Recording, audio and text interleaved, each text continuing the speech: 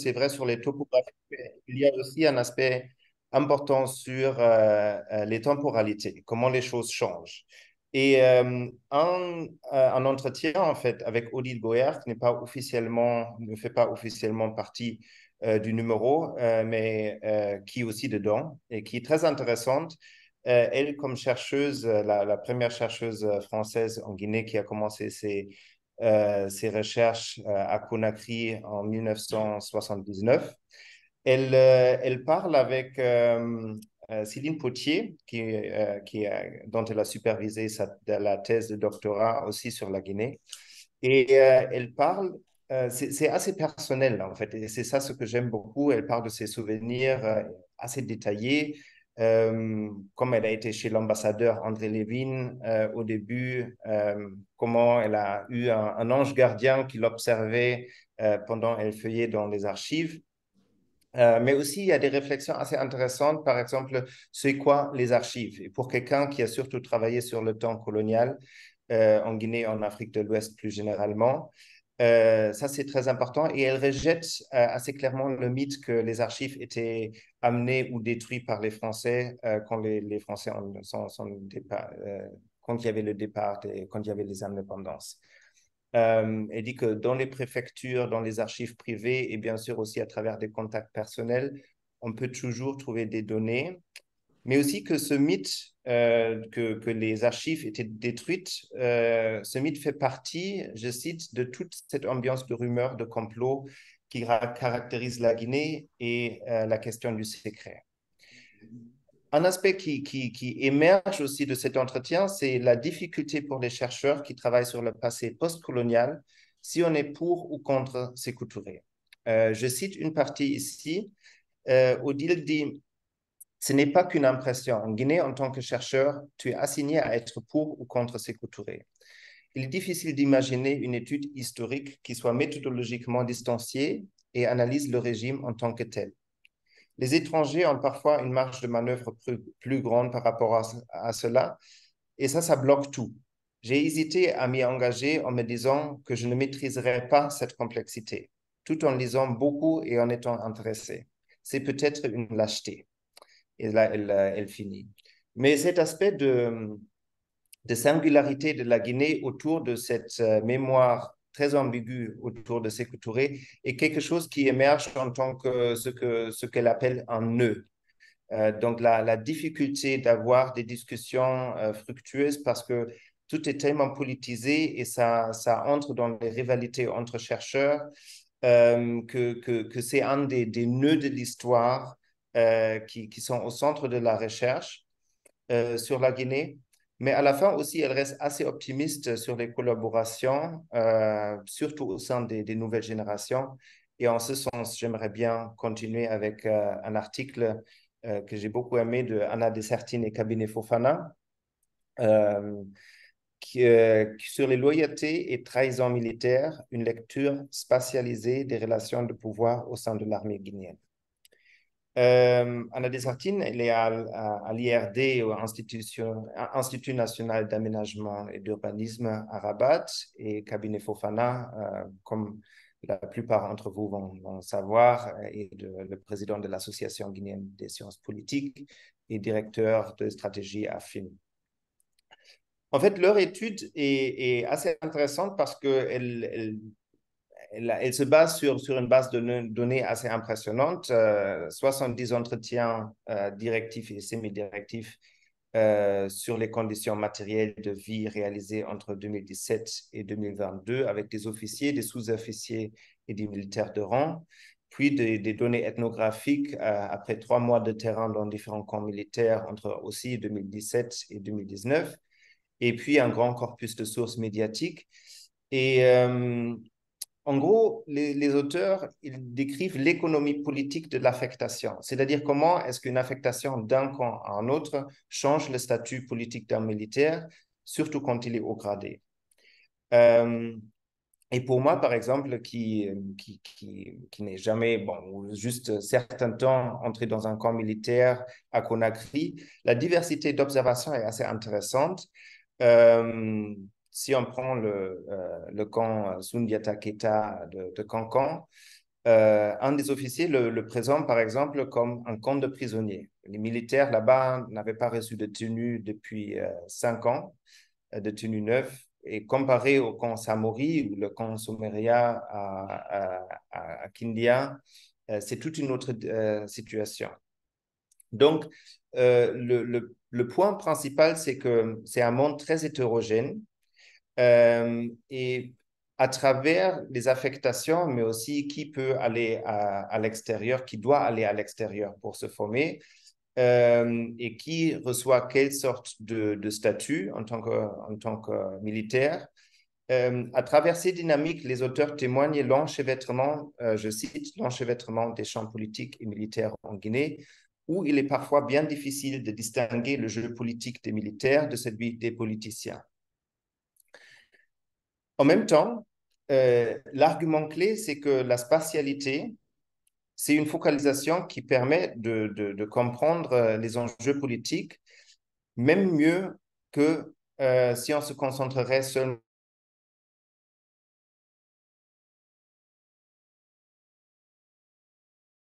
Kiev de Alpha Condé, c'était pas du tout celui qui était le plus prestigieux, au contraire. Et donc, aussi, l'argument n'est pas linéaire. Une affectation vers un lieu lointain ou marginalisé peut aussi être une chance pour un chef militaire. Cela, je cite encore, peut lui permettre de l'idée d'une souffrance commune. Euh, Donc, par exemple, si on revient au coup d'État, si Doumbouya a pris le pouvoir en septembre 2021, c'est aussi parce que les luttes factionnelles dans le secteur de la défense tournaient en sa défaveur et que lui et ses hommes étaient en train d'être éloignés de Conakry et donc du pouvoir. Donc, il a constitué un groupe et autour de cette affectation aussi, très probablement, la logique du coup d'État est devenue une réalité. Euh, voilà, un article très intéressant et assez clair dans sa forme, dans sa logique et l'argumentaire théorique. Euh, Également, je vais faire le prochain article. C'est un peu difficile de faire le résumé de tous ces articles en quelques minutes. Celui de Ramansaro, l'inversion, The Inversion of Tradition, it's in English, c'est en anglais, Generational Transformation on a Mining Frontier.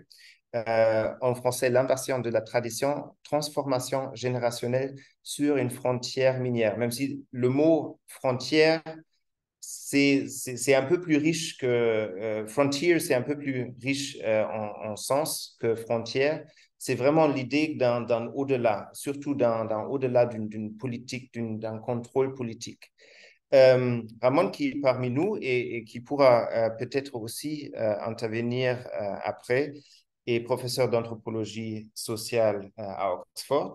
Et il commence son argumentaire en revenant sur Mannheim et Ortega y Gasset sur la question de la génération.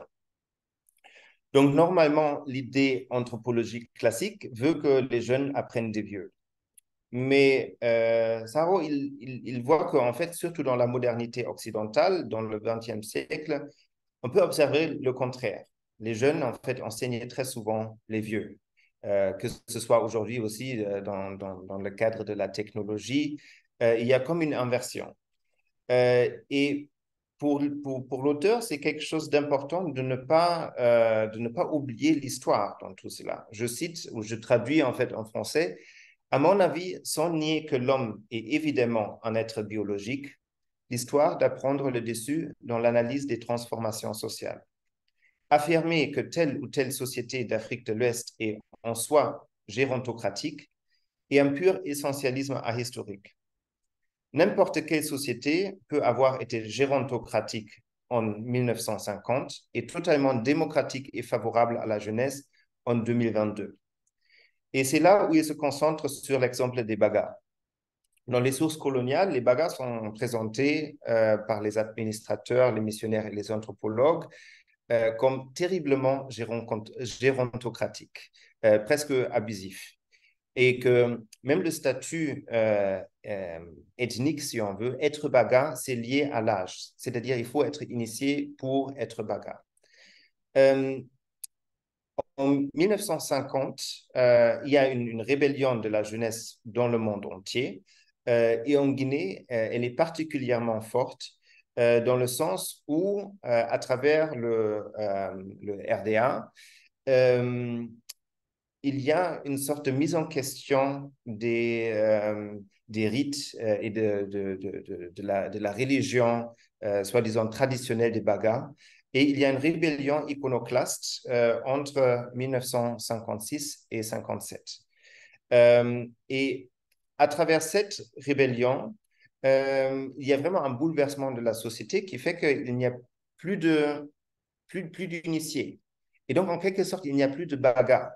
Si on suit un peu cette logique qu'un baga, c'est quelqu'un qui est initié.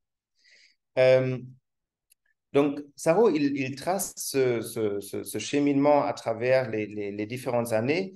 Il y a l'impact de l'éducation, l'émergence du ressortissant, aussi la politisation du ressortissant. Donc, rester villageois est perçu comme un échec. Et après le boom minier. Contrairement aux années 1960, où les bagarres n'ont pas été recrutés au CBG, il y a, comme on le sait, depuis 2015, 14 nouvelles compagnies d'extraction minière.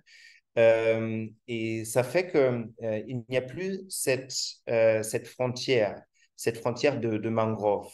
C'est-à-dire cet art de ne pas être gouverné, qui est très sauvegardé par cet espace intouchable ou non touché par le contrôle politique, est absent.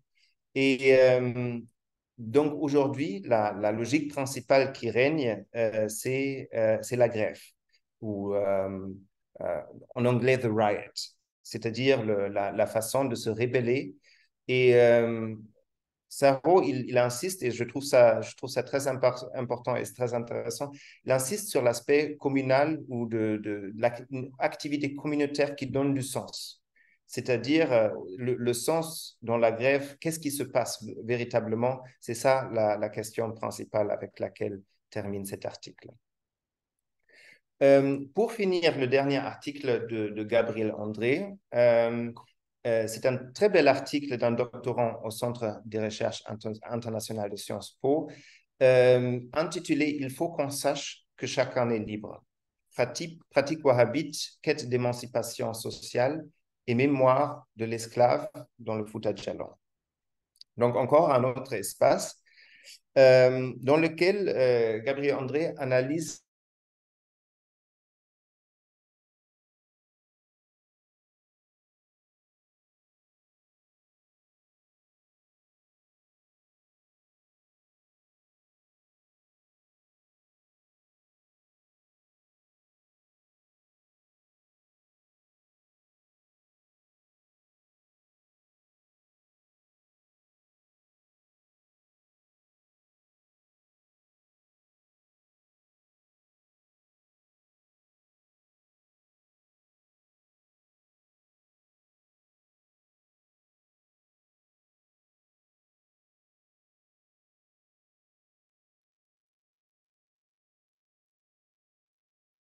On n'entend plus, on n'entend plus. Je pense qu'il a un problème de connexion au Burkina, peut-être.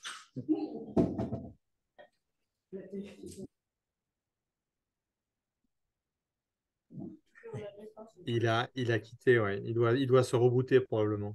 Oui, oui, c'est ça.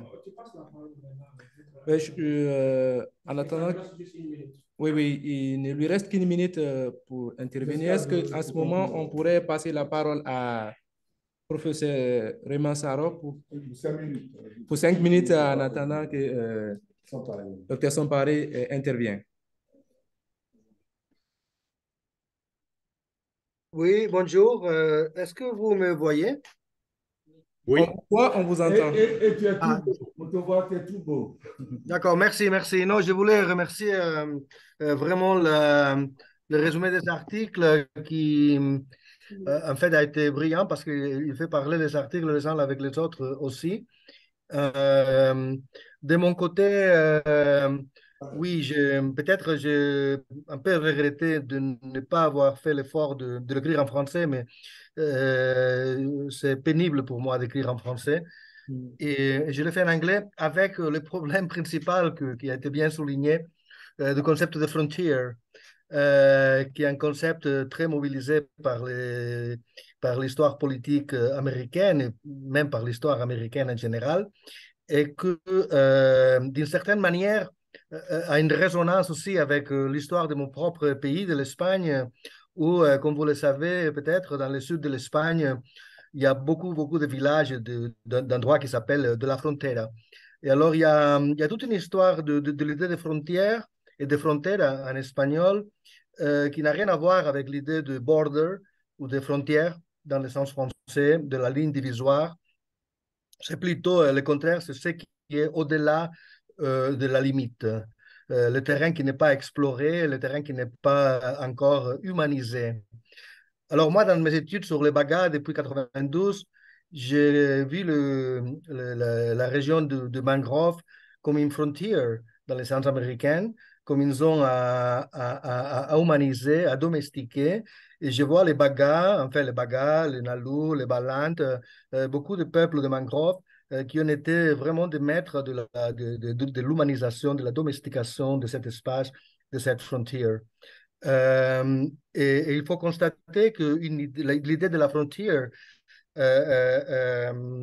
appliquée à l'Afrique, c'est le mérite d'un historien, notamment Igor Kopitov, un anthropologue et historien américain, qui a écrit un livre très connu, The African Frontier, où il voit comme la frontière crée des dynamiques sociales très particulières, notamment l'imposition de groupes qui ont domestiqué cette frontière de prime abord, les premiers arrivants à un lieu, et ceux qui vont arriver après. Et vraiment, bien que Kopitov n'a jamais travaillé en Guinée, mais l'idée de premier arrivant et la subordination des étrangers, comme on le dit en français en Guinée, est très forte dans les populations de la Basse-Côte, mais aussi de la Guinée forestière, tels que les travaux de mon ami et collègue Mike McGovern ont aussi prouvé. Alors, cette subordination, cette dynamique où il y a une hiérarchisation interne, a créé une société qui a été instrumentalisée par la colonie française, une société où les aînés, surtout les aînés hommes plutôt que femmes, avaient le pouvoir et la pose de la terre, la possession de la terre, tandis qu'il y avait toute une population énorme de soi-disant étrangères, bien que des étrangers de plusieurs générations, qui étaient subordonnés. Alors moi, mon article, ce que je voudrais faire dans mon article, c'est deux choses, ou trois choses. D'un côté, montrer que la frontière, dans le sens de l'espace non habité, à domestiqué, a disparu, c'est-à-dire il n'y a plus de mangroves à humaniser, à occuper. Il n'y a plus de gérontocratie parce que toutes ces vies qui avaient été initiées à l'époque coloniale sont morts. Il y a un seul que Maribon et moi connaissons très bien à Katako, qui est vivant. Il y a une genèse aujourd'hui qui s'est vraiment réaffirmée en tant que ceux qui connaissent ce qu'il faut faire ou ce qu'on devrait faire, tel que la grève. Et là, je parle effectivement de la performance d'aller à la grève ensemble comme un mécanisme de construction de communautés. Et il y a aussi une transformation d'une frontière à une autre. Donc, c'est-à-dire de la frontière naturelle, de l'espace non habité par l'être humain, qui était la mangrove il y a un siècle, on passe aujourd'hui à une frontière minière qui est un sujet qui est aussi très travaillé par l'anthropologie et la géographie humaine américaine notamment. Il y a beaucoup d'articles avec lesquels j'engage sur the extractive frontier. Et vraiment, les bagatailles, c'est-à-dire la zone où les Bagas habitaient historiquement, la zone de Katako et de Bokeh et de Bofa, est devenue maintenant une frontière pour les compagnies américaines pardon, les compagnies minières qui ont vu ce terrain comme un terrain qu'il faut maintenant domestiquer d'une autre manière où les habitants du lieu s'en foutent. Bon, je vais finir pour dire que c'est justement le rapport entre ces quatre éléments que l'article porte, mais enfin, je crois que Josca Philippe l'avait très, très bien fait déjà. Mais merci beaucoup. Merci beaucoup et merci également à Joska. On vous avait pas vu à un moment donné parce qu'à cause de la connexion peut-être. Et on a préféré que le professeur Ramon Saro continue. J'espère que C'était le meilleur choix. Merci beaucoup. Merci. Et Il y maintenant, avait une nous allons coupure écouter... électrique, désolé. Ah, merci. Nous allons maintenant écouter Dr. Watin Somparé qui est ici en présentiel. Vous venez par là. Bah, oui, merci.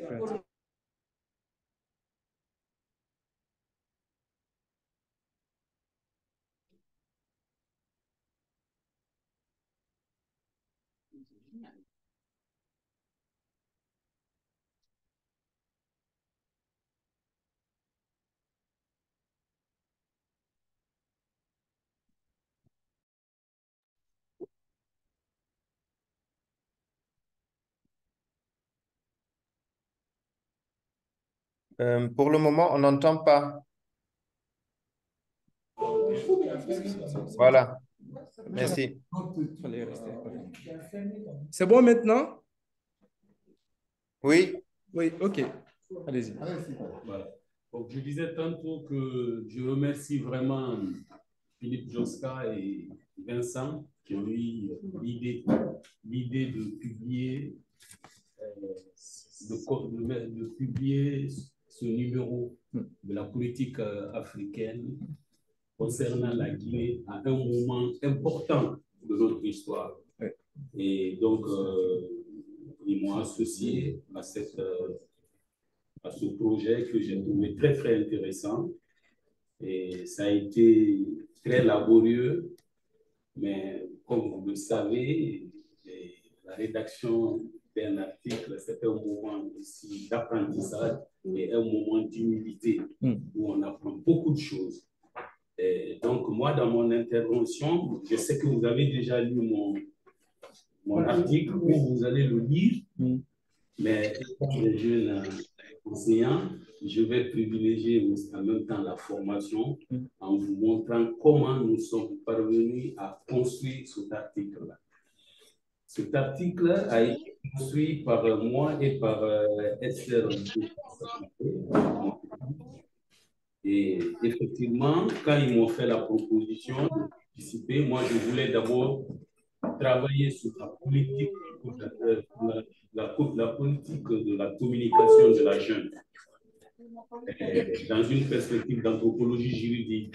Donc, on a proposé deux projets d'articles. Le premier, c'était dans le cadre de la sociologie de la communication et de l'anthropologie politique. Le deuxième, c'était concernant la gouvernance universitaire.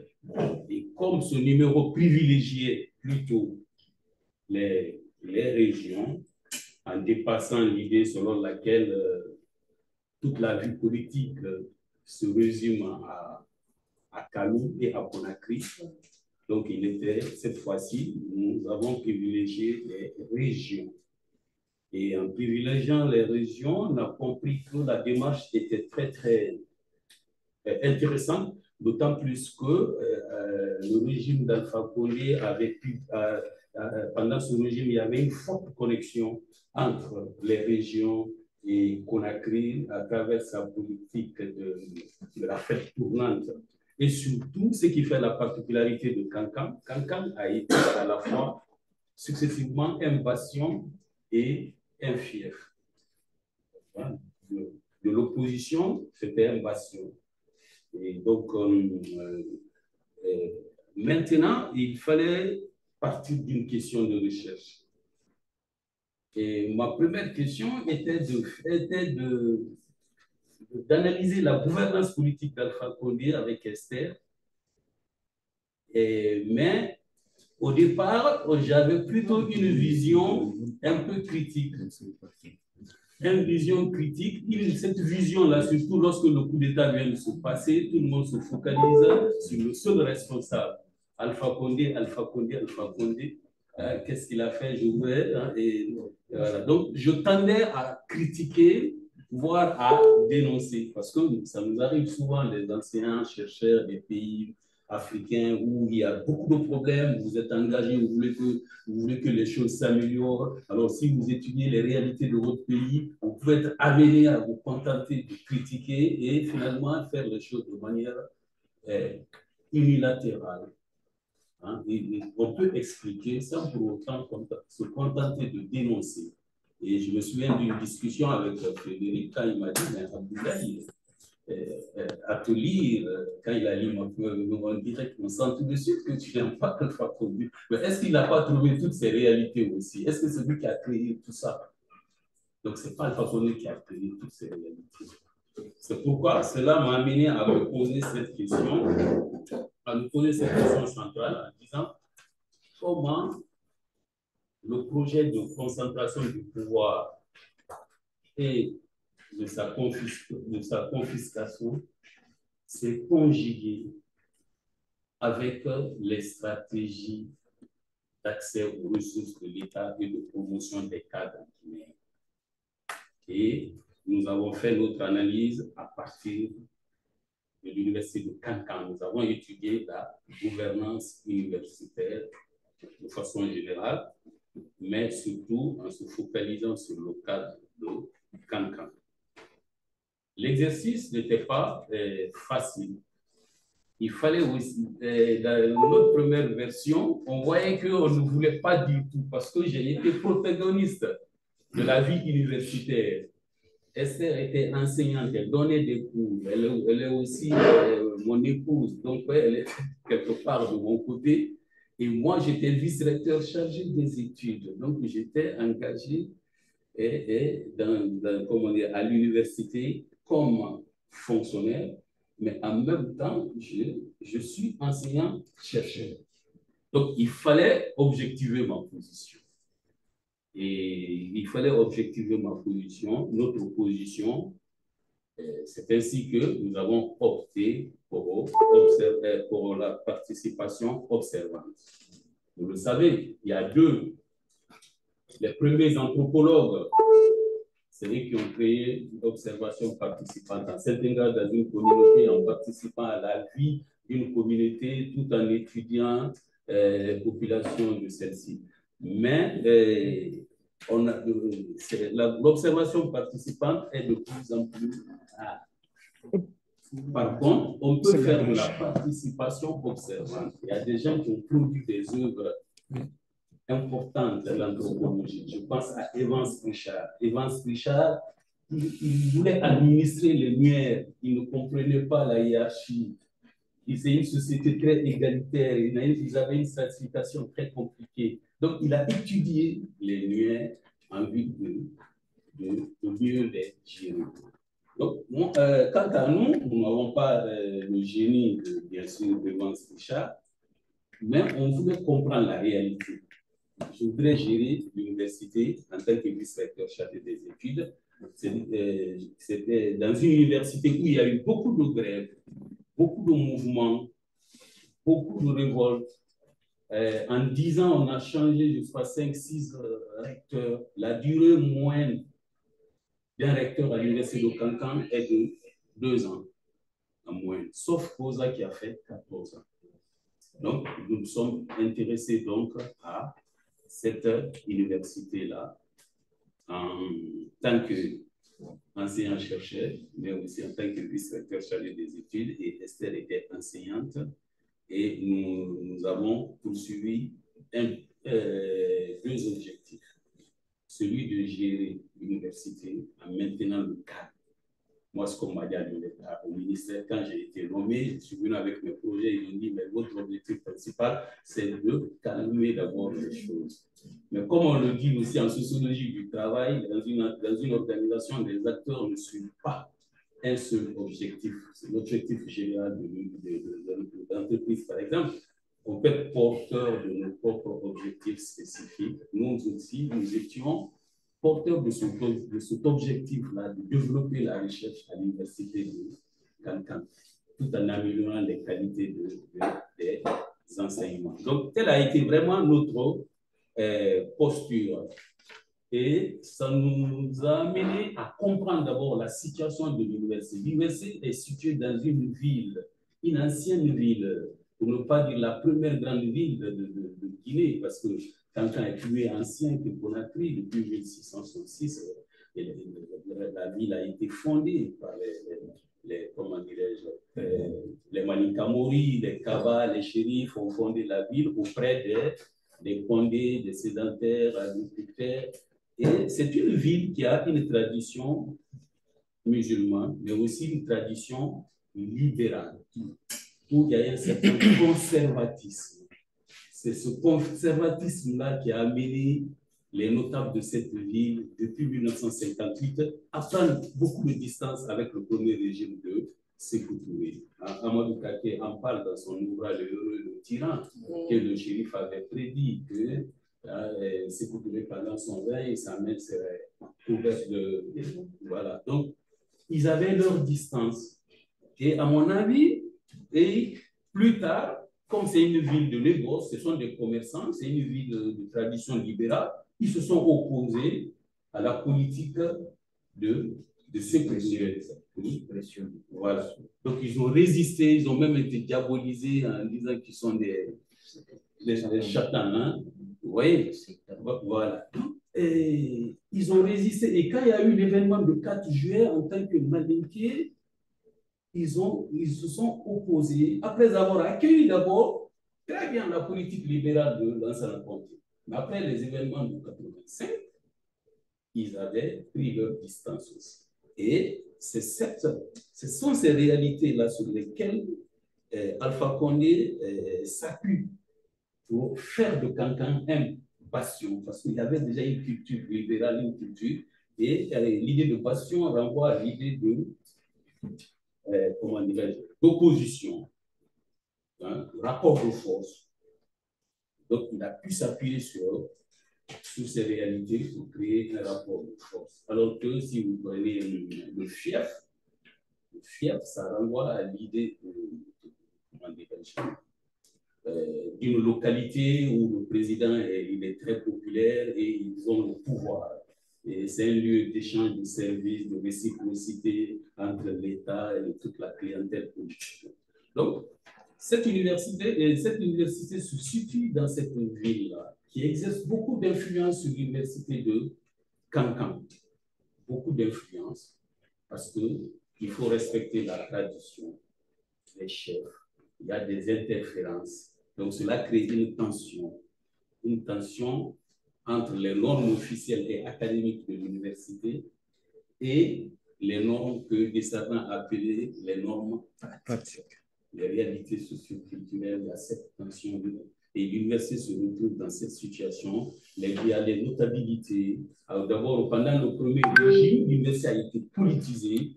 Et il fallait, l'université qui était là-bas, il était de PUP, cause qui a duré. Il cherchait à obtenir une certaine attention du président en disant que vous savez, il faut privilégier l'université de Cancan parce que nous sommes en Haute-Guinée, c'est le fief de RPG. Donc, COSA avait ses hommes, hein, il y avait des étudiants qui rencontraient le président. Une fois, l'ancien rencontrait un étudiant là-bas. À l'époque, les enseignants me disaient, qu'est-ce que vous voulez que je fasse pour vous? Il dit, monsieur le président, moi, je veux un groupe électrogène pour toute l'université.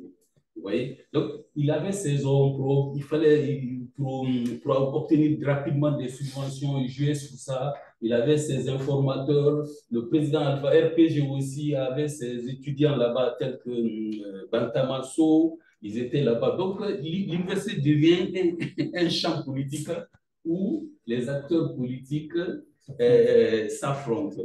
Il y avait cette réalité-là. Après, Alpha arrive au pouvoir. Quand on devient fief, où il y a des notables, et l'université, c'est la plus grande institution de cette région, où il y a plus de 10 000 étudiants, il y a plus de 300 enseignants. Donc, c'est une institution, elle est importante. On pense qu'il y a, dans un contexte de rareté des ressources, tout le monde se focalise sur l'université. Ils veulent profiter, les notables. Et ce qui a renforcé la politisation, c'est que pendant les 10 années là, du régime d'Alpha Condé, tous les recteurs ont été nommés. 2 recteurs, ils avaient, à l'exception de 2 qui n'ont pas duré, ils n'ont fait que 8, respectivement Tapino 8 mois, Mbemba 9 mois, qui n'étaient pas politiques, ils étaient académiques, qui n'ont pas pu rester. Ceux qui ont duré là-bas, ils sont tous de RPG. Ils n'ont pas de profil académique, ils n'étaient pas des enseignants de l'université. Donc, ils devaient faire allégeance aux communautés locales, à la notabilité locale, mais surtout aux membres du parti au pouvoir. Il y avait des trafics d'influence de tout genre qui influençaient certaines décisions des recteurs. Et à l'intérieur de l'université aussi, que nous avons appréhendé comme un champ où il y a des acteurs, les enseignants, les étudiants, dotés inégalement, chacun utilise des stratégies en fonction des relations d'affiliation ethnique, j'allais dire, mais aussi capital culturel, les diplômes pour avoir des promotions. L'université de Kankan est à l'image de la fonction publique guinéenne où les gens concourent beaucoup après les promotions. Parce que la Guinée, Vincent l'a dit, la Guinée, c'est un pays particulier. On généralise Afrique occidentale. La Guinée est particulière. Par exemple, la Guinée, c'est le pays, je suis convaincu, où les salaires sont plus bas. Les salaires sont très bas. Hein, et donc, pour s'en sortir, beaucoup de gens veulent accéder aux ressources. Pour accéder aux ressources, il faut occuper des postes. Donc, la course, la compétition, elle est très dure. C'est pourquoi la société civile aussi, elle est faible. Elle est plus faible dans des pays où la société civile est très faible. Parce qu'il y a peu de gens qui vivent indépendamment de l'État. Oui, donc, c'est ce qu'on retrouve aussi à l'intérieur de l'université, où il y a des compétitions pour avoir des postes, à l'image de nos universités. Donc, on procède à l'équilibrage ethnique, si le recteur est Malické, l'un des vice-recteurs Soussou, ou Thomas, ou bien Dunkel, il y a toujours cet équilibrage-là qui se retrouve au sein de nos universités, et en particulier à Kankan. Mais ce qui fait la spécificité de Kankan, c'est sa très grande politisation, parce qu'elle a été tour à tour, l'université de Kankan est une université qui se trouve à Kankan, dans la ville qui a été tour à tour bastion et fief. Et un exemple, je disais tantôt, les gens, ils utilisent des stratégies en fonction des ressources. Par exemple, j'ai vu des gens, celui qui est directeur le chef de département arabe, il maîtrise bien le Coran, il a des codes, il comprend les localités, c'est un bon client pour le recteur, c'est un interprète culturel pour le recteur. Hein? Vous voyez, il y a des jeunes qui sont les jeunes du RPG, ils ont des liens, des relations avec des ministres, ils utilisent ces relations pour avoir des postes ou pour exercer des trafics d'influence sur le président. Hein? Et quand il y a eu le 3e mandat, et il y a eu un moment où le recteur est décédé, donc cela a relancé la compétition. Hein? Et surtout après le départ de Yero n'était plus là-bas, c'était un ministre qui avait une certaine légitimité. Hein? Donc, donc l'université a été encore politisée, parce que quand l'homme le plus fort maintenant, c'était le secrétaire général, qui est membre du ministère, qui était aussi membre du RPG. Finalement, l'université se retrouve vraiment otage de tous ces gens politiques-là. Il y a la notabilité, il y a des hommes politiques de la notabilité, les membres du RPG qui ont demandé à Hiro une fois, lors d'une visite, de nommer les cadres du RPG qui sont à l'université publiquement. Il y a aussi ceux du ministère qui mettent pression, qui veulent ils sont acteurs politiques et ils veulent s'imposer dans le fief de l'université, du RPG. Ils veulent se positionner là-bas. Et finalement, cela a pour corollaire l'affaiblissement des critères académiques, la recherche. Finalement, la recherche, la liberté intellectuelle, les gens ont peur de s'exprimer. Oui. Et finalement, ça la pousse à la promotion, la rivalité, des conflits latents à tout moment. C'est ce qu'on retrouve dans cette université. Et il y avait un syndicat aussi en même temps. Ce qui est intéressant à l'université de Cancan, au-delà de tous ces problèmes ethniques, il y a un syndicat puissant qui défend ses intérêts, mais il défend surtout les intérêts liés à aux conditions matérielles d'existence, avoir des motos, avoir des choses ou des intérêts catégoriels. Mais c'est un syndicat qui a provoqué le départ de plus de 2 ou 3 recteurs en faisant une grève très violente parfois. Et moi, quant à moi, j'avais une seule marge, une seule responsabilité, c'est la gestion des heures supplémentaires. Car c'est la gestion des heures supplémentaires qui était à l'origine de tous ces problèmes-là. Et là, j'ai été un peu agi en sociologue de travail. J'ai compris que c'est la zone d'incertitude de l'université qu'il fallait maîtriser. Donc, je maîtrisais, je savais tous les enseignants qui passaient dans les salles de classe. Donc, on ne pouvait pas tricher. Mais je ne pouvais pas faire non plus le policier. J'ai vu un sociologue là-bas du Baté. Il m'a dit, oui, docteur Samparé, c'est comme ça, il ne faut pas être trop regardant. Il m'a donné des conseils. Donc, j'essayais d'être flexible. Je savais ce qui se passait dans les salles. Mais en même temps, j'avais considéré que les heures supplémentaires constituaient un complément de leur salaire.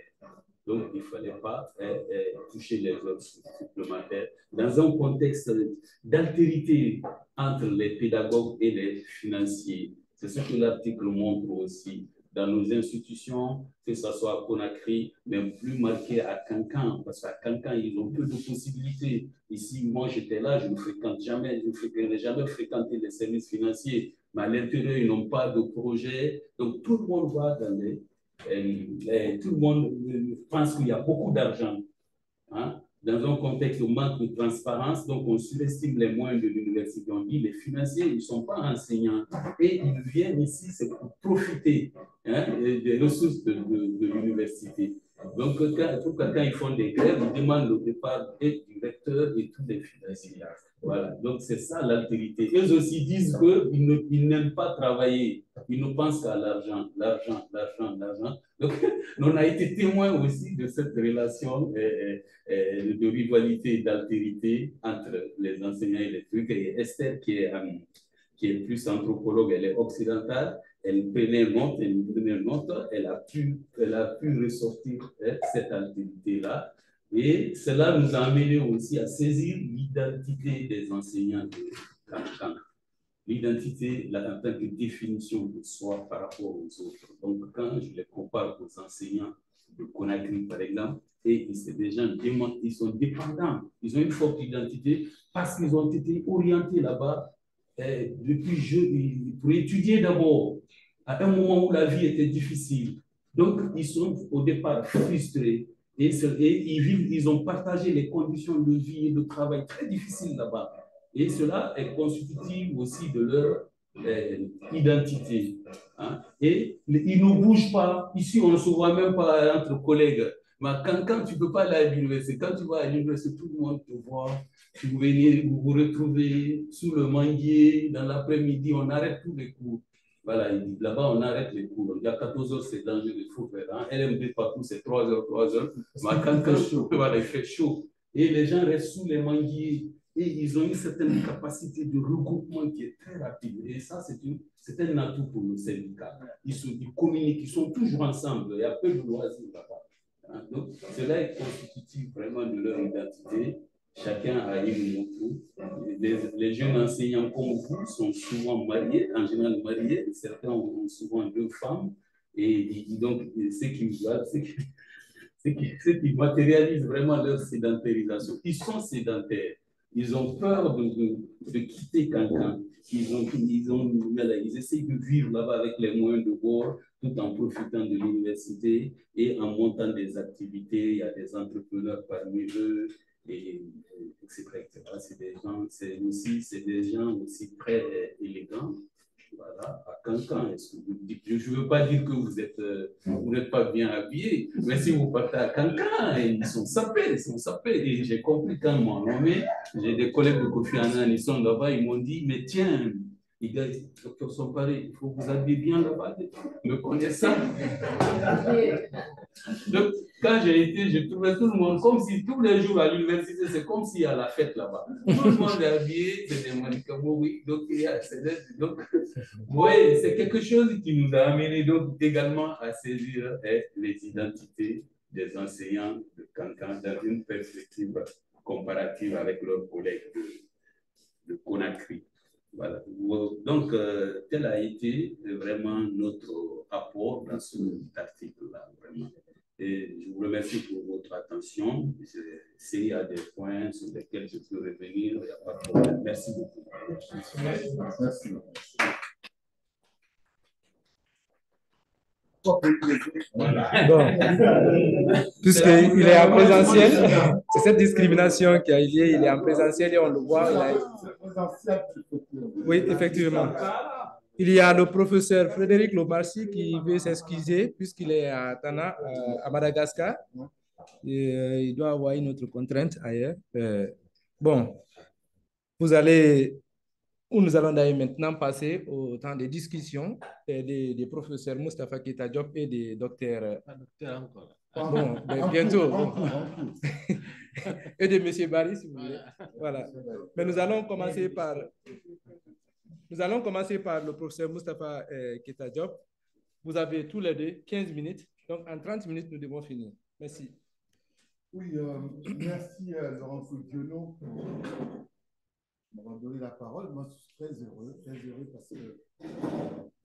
Excusez-moi, mais le son est vraiment très très faible. Donc, comme il faut que ce soit une discussion, c'est mieux si on peut entendre. Est-ce que c'est mieux là?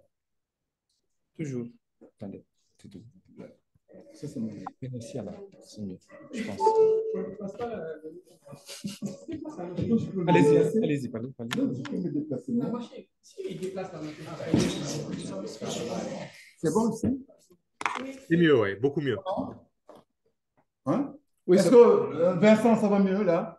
C'est beaucoup mieux, oui. Merci beaucoup. Okay. En tout cas, moi, je suis bien content donc, de ce numéro, parce que bon, j'ai même été sollicité, mais je ne pouvais pas contribuer. Mais j'ai beaucoup apprécié, puisque ce numéro spécial vient à point nommé, parce que la Guinée vient de fêter d'abord ses 65 ans d'indépendance, dans un contexte de transition, où le débat général, d'opinion générale en Guinée est devenu de plus en plus, comme son parent le montrait, un peu plus politisé. Il est important que les chercheurs puissent s'exprimer à partir de l'observation de la réalité. Donc, c'est un numéro extrêmement intéressant avec des auteurs que je connais, que peut-être les étudiants ne connaissent pas, mais Vincent Fouché, donc, en travail politologue, je pense aux politiques africaines, que j'ai connu au CEMAF, à Paris 1, l'Université Paris 1, et aussi Vincent, comment on appelle, Philippe, Oscar Philippe, qui a aussi un chercheur qui a travaillé sous les bandes des jeunes, aussi a publié un ouvrage. Je crois que je pense que j'ai la référence de son livre, c'est sur l'axe bande des jeunes et émeute urbaine à Conakry, oui, donc qui est quand même connu. Et également, Ramon Sarro, je suis très heureux de l'avoir parce qu'on collabore ensemble. On travaille avec Marie-Yvonne Curtis, qui sont vraiment des gens qui sont sur le terrain depuis très longtemps. Et généralement, c'est ça.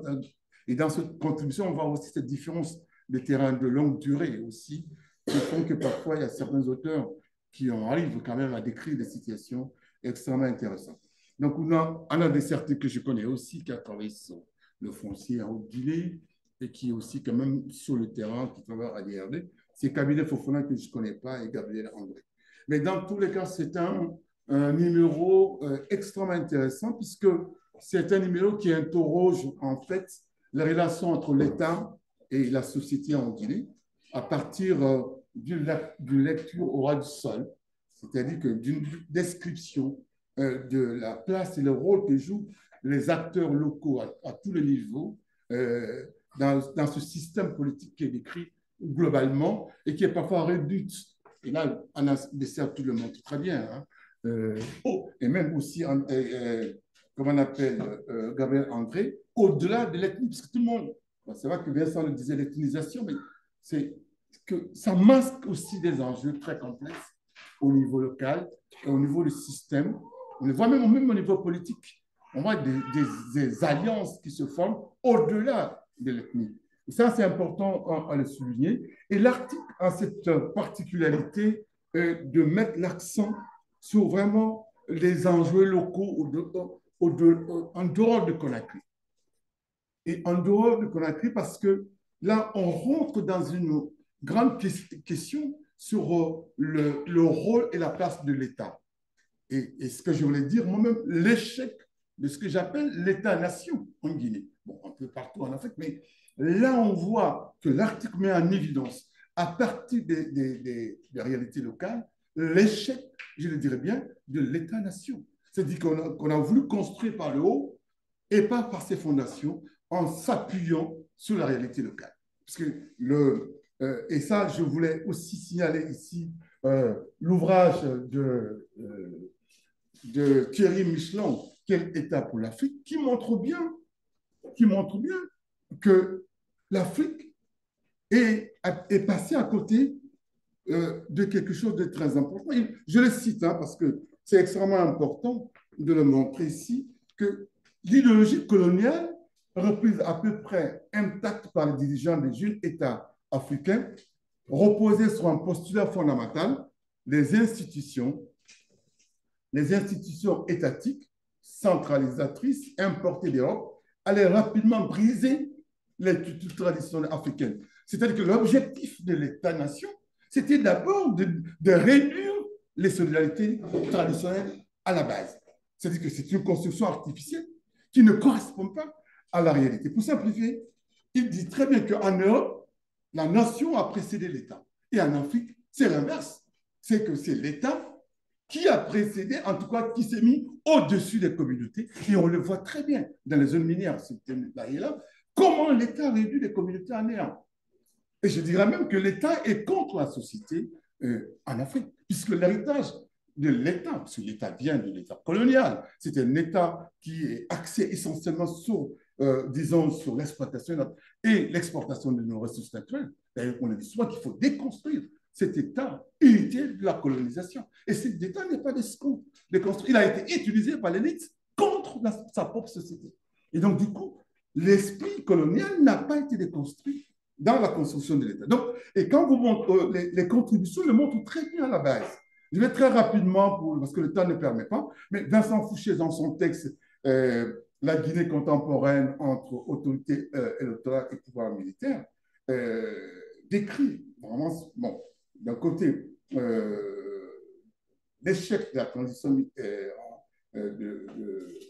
pouvoir à la fois militaire et l'instabilité caractéristique et cyclique qui donne lieu au coup d'État, mais également au troisième mandat, je pense que, en fait, sa description du côté de la politique d'Alpha Condé ne m'a pas tellement bien convaincu parce qu'il y avait d'autres travaux qui faisaient référence à cela et que j'ai constaté que malheureusement, que la plupart de ces auteurs n'ont pas cité un certain nombre de textes antérieurs qui étaient très pertinents, qui ont travaillé sur cette période-là. Ce que je retiens fondamentalement du côté de ce travail, c'est vraiment le côté du mouvement citoyen.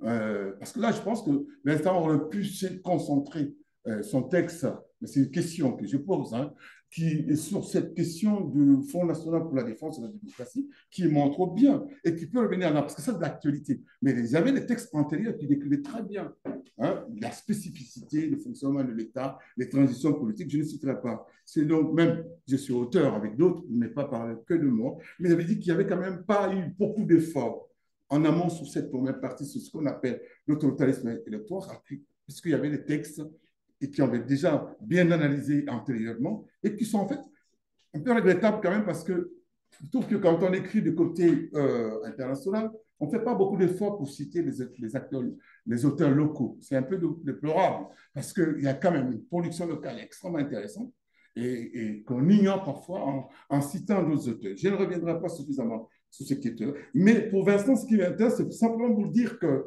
il parle en fait de la situation régionale de manière de mobilisation sociale, mais en fait, la Guinée était en amont de la mobilisation sociale. La Guinée est en amont, c'est ce qu'on appelle aujourd'hui le balai citoyen et tout ça. Mais en gros, le changement en Guinée est passé par le couloir de la société civile. On l'a écrit avec Dominique Bangoua. Le régime d'Alpha Condé de Conté avait balisé complètement. L'opposition n'avait pas, Alpha Condé n'avait aucun espace. Il a parlé de syndicats et de la société civile pour ouvrir ce qu'on appelait à l'époque, dans l'ouvrage qu'on a publié avec Dominique Bangoua, le couloir de la société civile. Et donc, les partis politiques se sont engouffrés dans.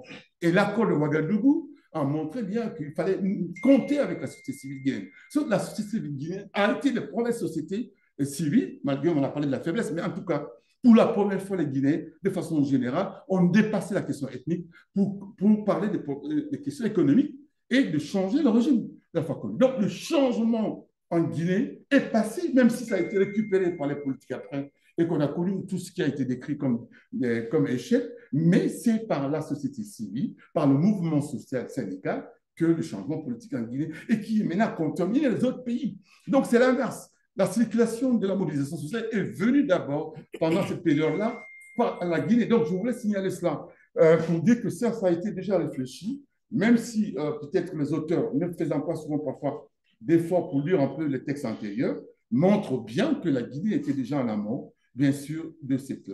Deuxième texte intéressant, c'est celle de Anna de Dessertine. Je reprends au niveau de la présentation. Bon, l'intérêt de Anna, c'est qu'elle a quand même cette chance de rentrer, cette opportunité de rentrer dans le camp militaire avec l'autorisation présidentielle et d'observer une question très sensible, parce que l'armée, c'est quelque chose où on n'a pas accès. Et donc, elle rencontre vraiment à travers son texte, c'est un texte que j'ai beaucoup aimé, puisqu'elle décrit de l'intérieur les relations. Mais ce qui n'est pas nouveau dans les rapports, hein, globalement, au niveau de tout ce qu'on appelle la redistribution. Parce qu'on sait très bien qu'un chef ne peut pas être pauvre. Et un chef, c'est aussi une capacité de redistribution. Si vous n'avez pas ce qu'on appelle big man, si vous n'avez pas cette capacité de redistribution, vous ne pouvez pas être chef. En Afrique, on le sait très bien, un chef ne peut pas être pauvre. Et donc, on le voit, le cas de Galice, qu'elle décrit parfaitement bien. Gérer la redistribution. C'est la position qui vous permet de redistribuer. Et son parler le montre bien également. Quand on est recteur, on a accès, on est supposé avoir accès à un certain nombre de ressources qu'on redistribue. Donc, ce n'est pas nouveau. Et c'est quelque chose qu'on retrouve aussi, non seulement dans les cas militaires, parce que ça, on ne le savait pas, on apprend avec la description de Anna, mais ce qu'Anna décrit à l'intérieur de l'armée n'est pas différent de tous les fonctionnaires. C'est le fait d'être éloigné de la ville de Conakry vous donne moins de chances. Et comme le disait Cancan, les enseignants ont les mêmes problèmes. Si vous êtes à Conakry, vous avez accès à un certain nombre d'avantages que vous ne pouvez pas avoir quand vous êtes à l'intérieur du pays. Ce qui est la question que je poserai à Anna sur ce texte-là, c'est qu'elle montre que comment Doumbouya est arrivé au pouvoir, parce que Doumbouya a cette capacité de mobilisation à partir des missions et des formations à l'étranger.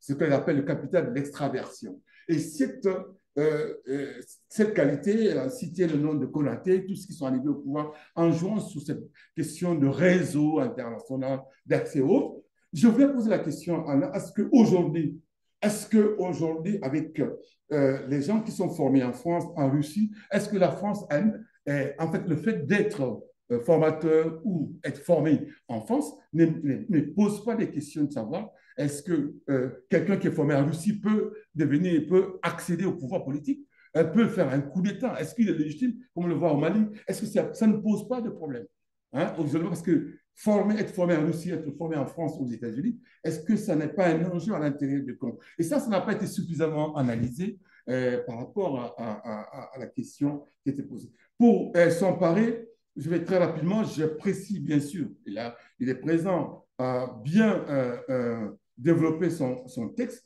Mais ce que je regrette, c'est que j'aurais voulu que son pari ayant avec un couple mixte, hein, enseignant-chercheur, au lieu de décrire à travers Médard et les autres, c'était... Non, c'est bien. Okay. C'est pas fini. Au lieu de décrire de façon globale, aurait pu développer leur propre parcours. D'abord, c'est un couple atypique dans un contexte universitaire et voir comment ils sont arrivés à Cancun et quelle position ils auront pu développer à travers leur interaction, parce qu'ils sont acteurs, observateurs, mais pas simplement, mais un acteur agissant qui avait une position, et cette position, comment c'était vu aussi par les autres. Et ça, je pense qu'elle n'a pas voulu assumer cette truc, mais je pense que pour aller plus loin, il aurait dû se mettre au cœur de ça et discuter rapidement.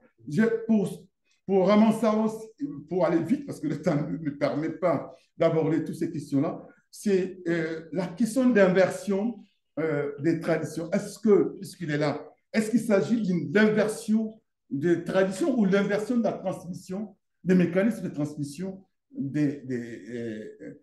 comment on appelle, des traditions, même si je sais que les bagages ont changé entre-temps. Deuxième question que je pouvais poser, c'est la question des frontières. Parce qu'il y a le Fouta Djallon, il y a les mines, il y a aussi les mangroves. Mais en fait, ce qu'on sait, que les bagages viennent de très loin, ils viennent notamment de Fouta Djallon, certainement selon les traditions historiques.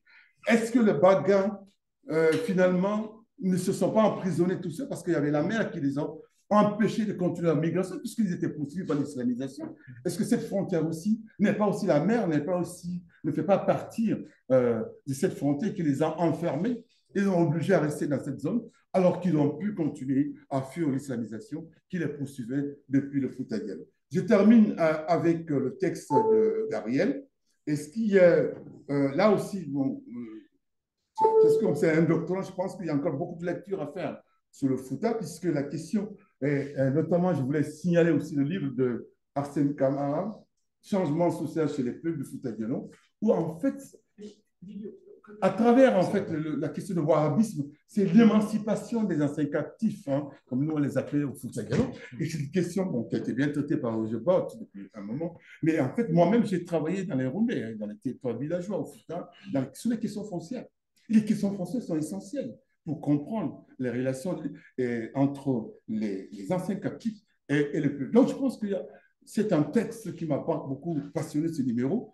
Toutes les autres contributions sont vraiment des contributions extrêmement intéressantes dans un contexte de politisation où la recherche scientifique a vraiment son mot à dire. Je vous remercie. Merci beaucoup. Vous nous excusez, ce n'est pas une discrimination, puisque ceux qui sont présentiels, peut-être sont prioritaires, on les applaudit. Malheureusement pour vous, ça n'a pas été fait, mais ce n'est pas une discrimination. C'est ça. Et nous allons maintenant passer à l'intervention de M. Barry, qui va encore discuter ce numéro. Je pense qu'après M. Barry, avant les autres, nous allons permettre à ce que Mme Somparé intervienne, même si c'est pour 5 minutes ou 2 minutes, pour qu'elle puisse commenter, dire quelque chose. Effectivement, ne serait-ce que pour répondre aux questions. Mais déjà, je signale à professeur Moustapha que professeur Saro n'est plus là. Et puis, Anna Dessertine n'est pas aussi en ligne.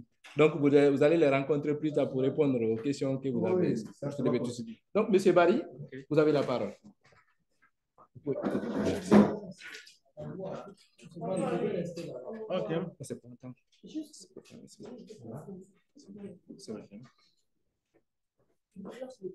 C'est bon. C'est bon. Allez-y, allez-y.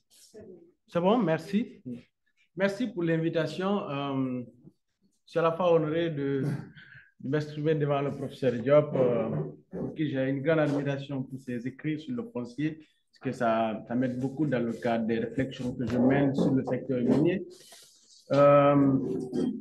J'apprécie beaucoup ce travail sur la Guinée, parce que, comme le dit le professeur, ça permet encore à la recherche scientifique de réinvestir l'espace du débat public en Guinée qui est fortement polarisé, fortement ethnicisé ou même à un moment donné accaparé par les nouvelles technologies de l'information qui deviennent à peu près des références qui deviennent de plus en plus, pardon, des références.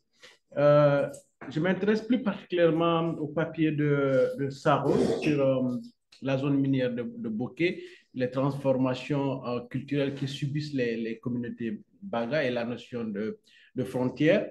Au-delà de l'intérêt par rapport au travail qu'il a mené, qui est très intéressant à mon avis, il y a aussi pour moi la question de frontières mouvantes qu'il faut mettre en avant. Parce que cette frontière dont il parle, je pense qu'elle a été très mouvante dans l'histoire.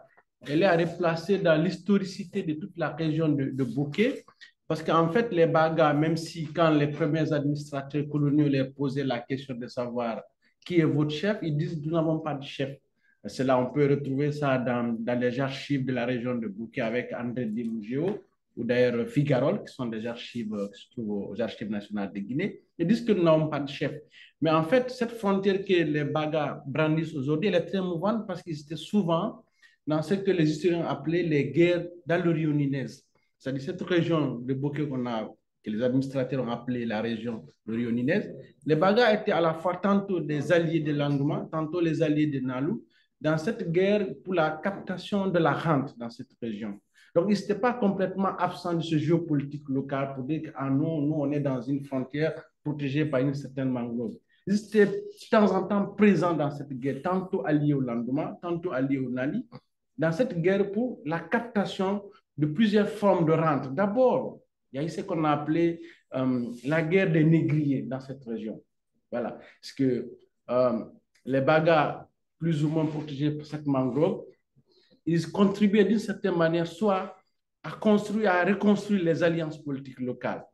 Et donc, tantôt du côté des Nalou, qui sont dans le bas Ninez autour de Kamfarande, tantôt du côté de Landouma, qui sont dans la région la plus haute vers Bokeh.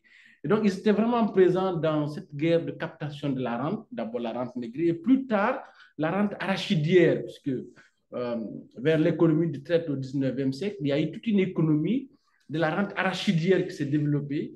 Et les archives, d'ailleurs, disent que vers 1865, Bokeh était devenu le second poste d'exportation arachidière de la conquête coloniale française dans la région, puisqu'après Gorée, c'était directement la région de Bokeh, près de 3 millions de kilogrammes d'arachide qui partaient des ports.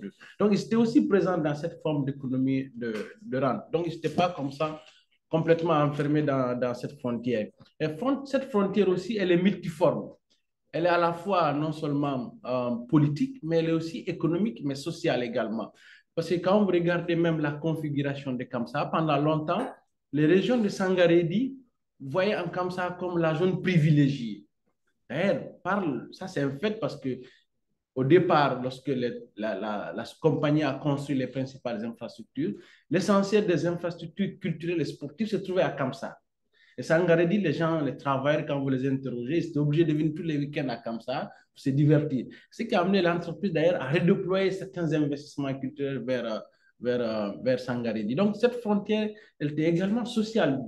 Elle est aussi économique parce que lorsque l'entreprise est arrivée, il y a eu la destruction, et cette mémoire est présente au niveau des chasses Baga que vous introduisez, la destruction des champs, des rigicoles, des Baga. Parce que là où on bâtit aujourd'hui la cité, c'était vraiment des champs, des Baga. Donc ces champs ont été brûlés et dévastés. En 2014, j'ai interrogé un des vieux derniers chefs de quartier du quartier Bagataï, qui était d'ailleurs le fils du dernier chef de canton de Kamsa.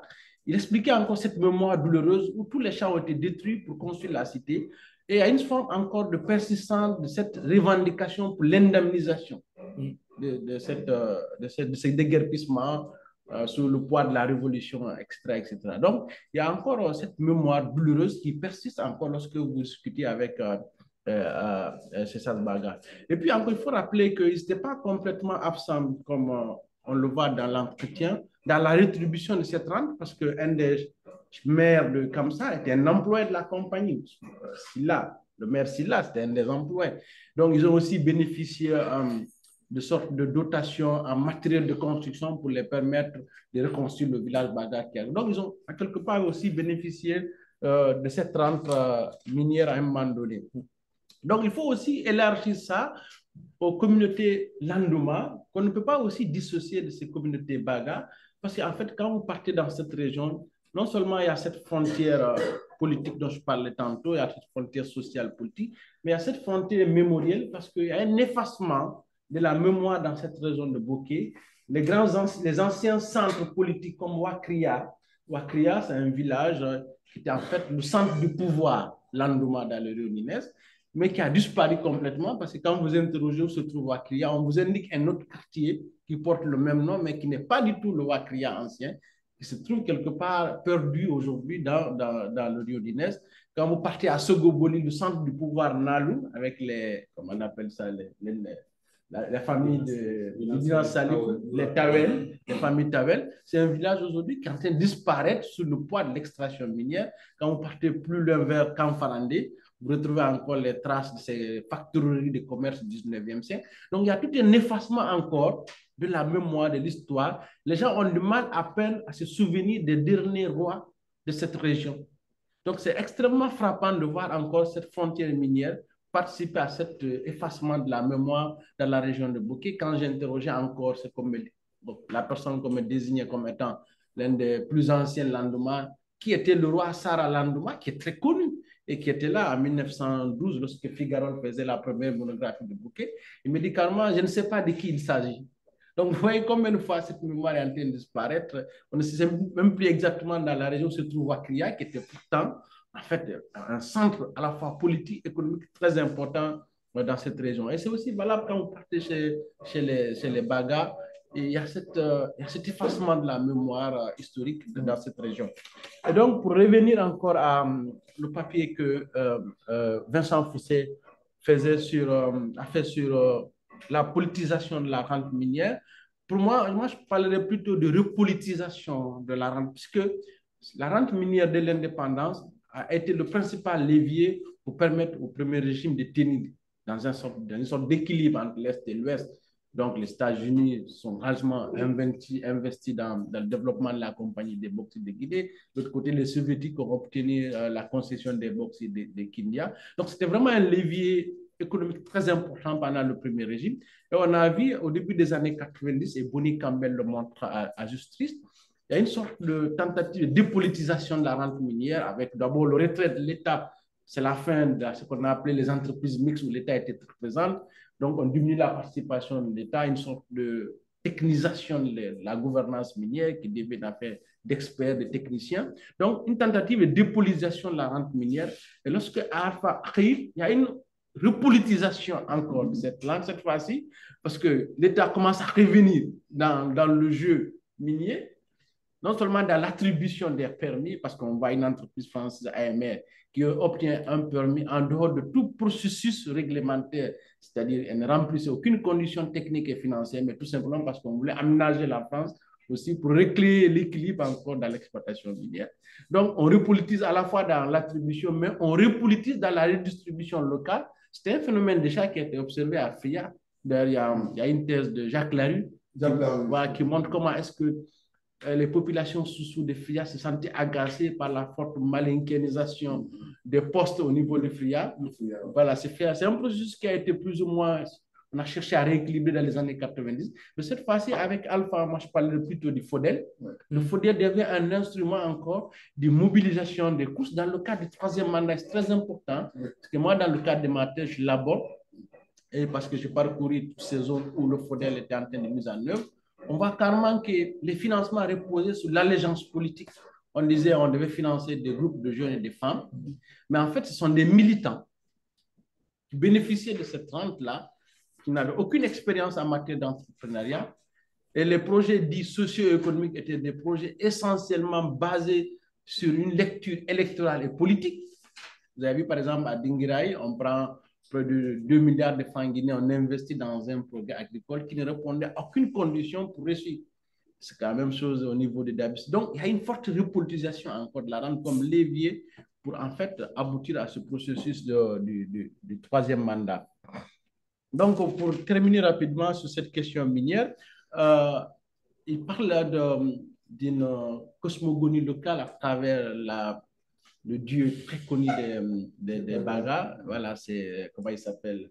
C'est des Baga, Amancho. Il y a aussi la même mémoire qui est présente chez les Landouma à travers une autre figure qu'on appelle le Bansoni, ce n'est pas forcément une figure, mais c'est un rituel qui est très connu. Et c'est très parfait de voir quand vous partez à Bokeh, là où se trouvait le dernier Bansoni, le plus célèbre, dans le quartier qu'on appelle Kakou, se trouve aujourd'hui une mine en pleine exploitation. Se trouvait. Donc, cette douleur aussi est très présente, cette communauté. On voit où se trouvait ils appellent ça le terme le plus ancien. Le notable. Voilà.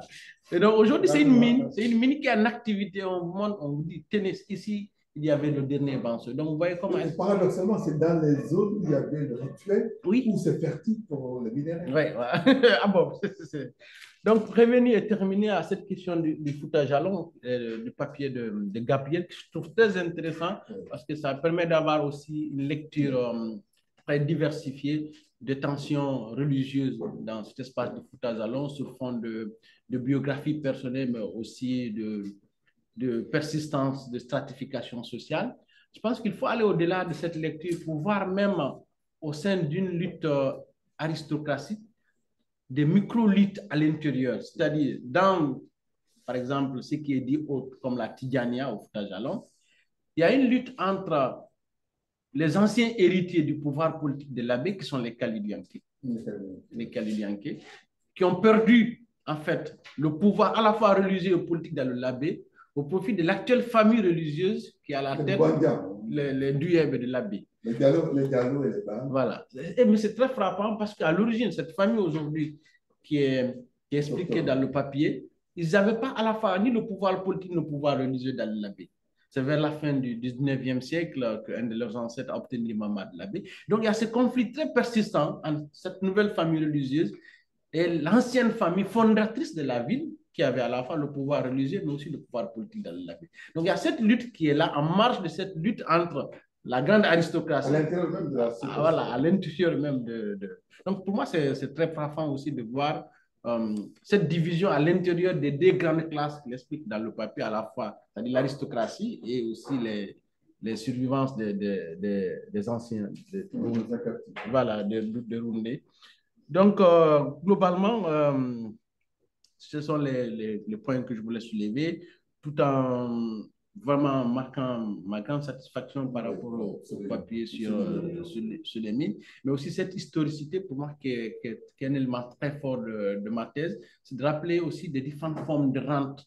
Ce qu'on voit aujourd'hui dans la région de Bokeh avec la présence de multiples entreprises minières était déjà présent depuis le 18e siècle, 19e siècle, avec la Belgique, avec la France, l'Angleterre, qui se battaient déjà pour contrôler en fait les ressources rentières de la région de Bokeh, mais aussi cette forme de rente aujourd'hui, que ce soit les taxes superficielles, les taxes forestières, étaient déjà présentes sous d'autres formes dans la région de Bokeh, avec ce que les sociaux appelaient le tinsaré, c'est-à-dire tout navire qui accostait dans la région devait payer quelque chose à la notabilité locale. C'était une forme de rente qui a participé à alimenter cette guerre, des guerres de près d'un siècle qui ont complètement ravagé toute la région de Bokeh. Et donc, aujourd'hui, on a encore les survivants sous d'autres formes dans la région de Bokeh. Donc, merci. C'est toujours un plaisir de parler devant nos aînés. C'est pas aussi facile. Monsieur Barry, nous vous rappelons que M. Barry est doctorant en sciences politiques à l'Université de Lyon 2. Maintenant, nous allons passer la parole à Mme Somparé qui va intervenir au moins 2 ou 3 ou 5 minutes, on ne sait pas. Madame, vous avez la parole. C'est pas elle, c'est Marie. C'est Marie. Madame Esther, vous êtes là?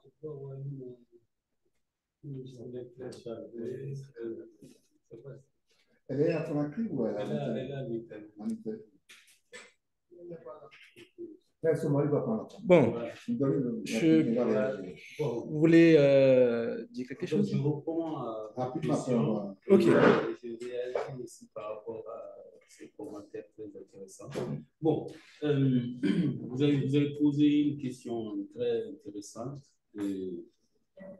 J'analyse les rapports qui existent entre les financiers, les enseignants. Nous avons essayé je le disais, avec Esther surtout, qui a quand même un regard. Mais moi-même, je n'ai pas fait mes études ici. Moi, je suis quand même guinéen. Donc, elle avait ce regard-là d'altérité. On aurait dû peut-être questionner cela dans un rapport d'interaction. Et j'ai pensé à ça quand l'un des jeunes enseignants, la dernière fois que je parlais, il m'a dit, comme on le dit en Guinée, en bon Guinéen, il était l'un de mes petits là-bas. Il dit, mais grand, le fait que vous soyez occidentalisé sans jeu sur le Donc, j'étais aussi perçu là-bas comme quelqu'un qui est occidentalisé, quoi. Voilà. Mais ils ne te disent pas ça. Ils te parlent de tes qualités, mais lorsqu'ils te critiquent, ils te disent, voilà. Vous voyez, on nous dit souvent faute et faute. Voilà, où on dit faute, où on dit, de par mon tempérament, j'étais très simple, accessible, cela était considéré comme je m'en foutais. Les autres me disaient, bon, lui, il n'a pas les carreaux d'un chef, il est regardé, il est dans les voilà, c'est pourquoi je me console en publiant cet article, au moins, moi, de tel comportement de proximité et m'a permis de faire mon travail. Voilà. Maintenant, par rapport à l'article de Saro et bien commenté par Vincent Fouché et Saro, voilà. Et ce qu'il faut voir aussi, il y a aussi des histoires qui se créent. Je vais bien souligner la disparition de certaines mémoires. Les mémoires, ça n'existe plus. Mais aussi, il y a la falsification de la mémoire. Les peuples, ils essayent de se donner une histoire plus glorieuse, si ça arrive. Tel est le cas des Forêts, décrit et analysé par Ndao dans un ouvrage collectif des migrations anciennes sur les côtes guinéennes, où les peuples Mitiforais, anciens fugitifs du Fouta Djallon, où ils se sont révoltés. Il y a deux versions pour les gens. Ils se sont révoltés, ils sont venus. Et parmi eux, il y a toutes les ethnies.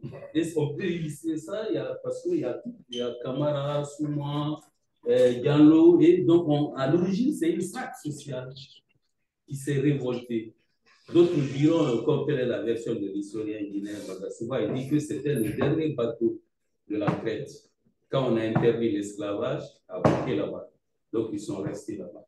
Maintenant, ils ont essayé de reconstruire leur mémoire collective. En reconstruisant leur mémoire collective, ils effacent un peu les rapports de domination là qu'ils ont subis avec d'abord les peuples du Fouta, mais avec les Landouma et les Nalou aussi.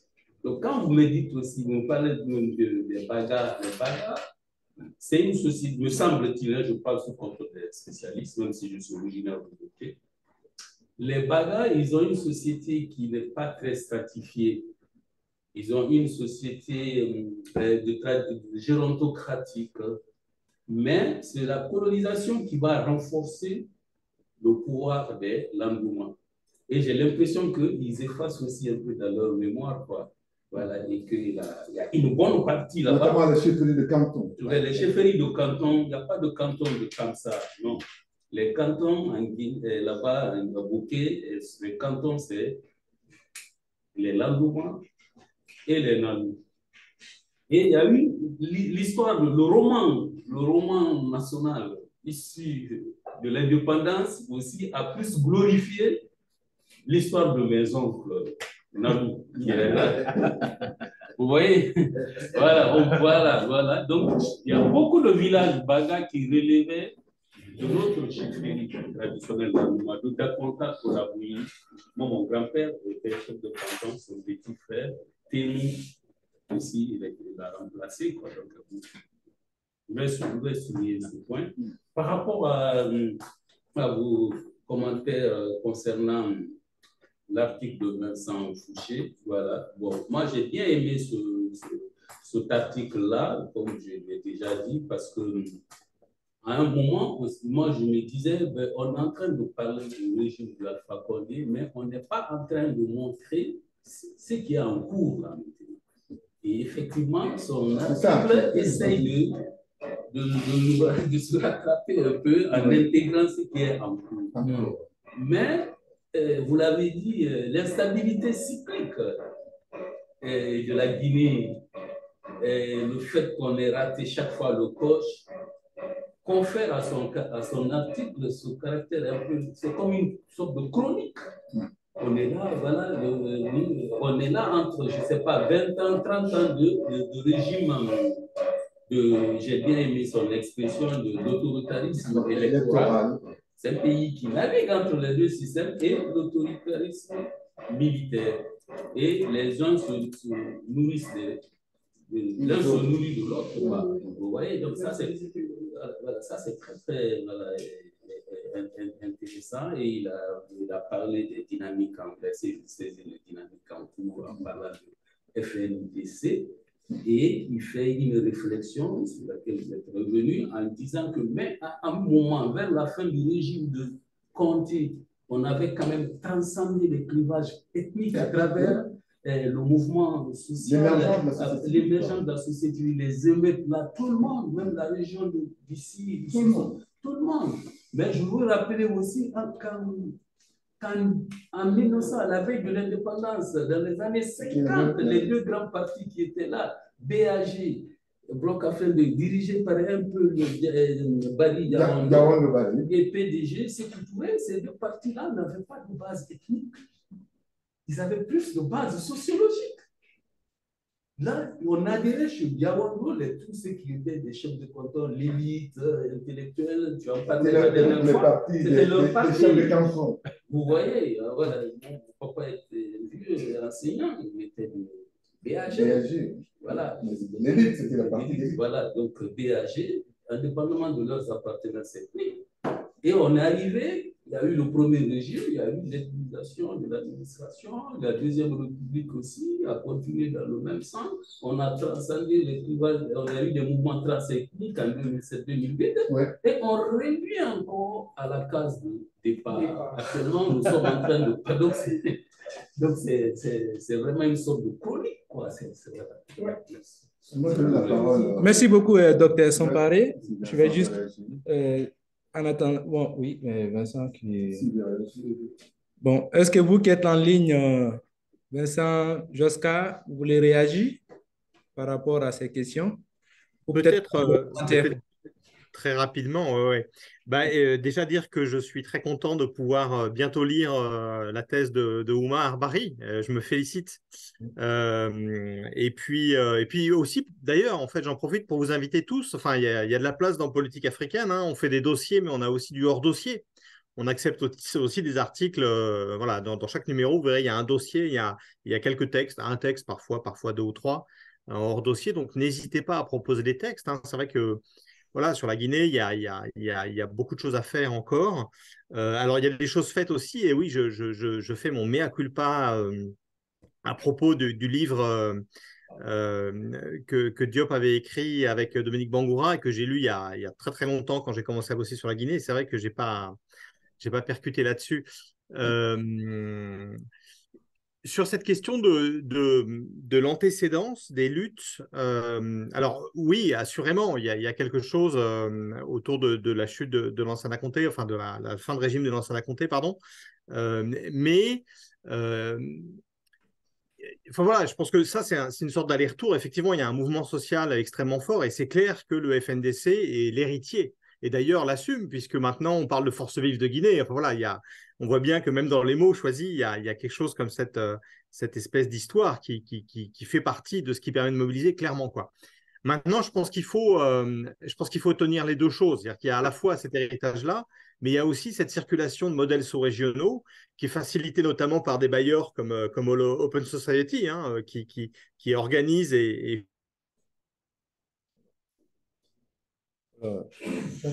l'importance des réseaux sociaux, la dimension judiciaire. Enfin voilà, il y a des choses dans les formes de mobilisation qui, me semble-t-il, sont spécifiques et qui sont aussi des innovations. J'avais fait un rapport avec Tanguy Billan là, sur le FNDC, dont on espère ensuite, à un moment ou à un autre, faire un texte plus de sciences sociales. Mais voilà, c'est quelque chose sur lequel on reviendra. Mais clairement, hein, ce lignage ancien du mouvement social en Guinée, cette espèce d'unité de la société, ça a une histoire longue. J'ai pas forcément d'autres. Enfin, c'est difficile de répondre à la place des auteurs. Hein. Je suis complètement d'accord avec le commentaire de Oumar Arbari sur à propos du texte de Gabriel André, sur le fait que c'est des enchâssements de compétition qui se jouent à différents niveaux. C'est-à-dire qu'il peut y avoir des sortes de macro-affrontements sociaux, et puis effectivement des luttes de lignage entre segments de lignage ou au sein même des lignages. Et ça aussi, ça fait partie des choses qui effectivement alimentent les tentatives de réimagination politique comme celle que Gabriel André documente au Fouta Djallon. Voilà, je vais m'arrêter là. Je n'ai pas vraiment beaucoup plus de choses à dire, mais merci beaucoup pour toutes ces pistes et tous ces retours. Oui, est-ce que Josca, vous avez quelque chose à dire? Non, je crois que c'est bon, je digère. Ok, très bien. D'accord. Bon, comme disent les présentateurs, nous allons joindre de l'utile à l'agréable en donnant la parole à ce beau public qui est là. Est-ce que les gens ont des questions ou des commentaires sur ce numéro autour duquel nous nous trouvons aujourd'hui, la Guinée depuis Alpha Condé?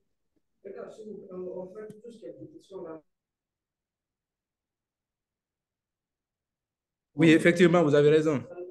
Nous allons prendre quelques questions. Voilà. Est-ce qu'il y a des gens qui ont des choses? Il y a des... Oui, allez-y. Vous parlez un peu plus haut parce que vous êtes éloigné du micro. Merci aux intervenants. Moi, j'ai juste une question à Dr. Sompari. Oui. Il a expliqué ici les différentes luttes qui se trouvaient au niveau de l'université de Cancan.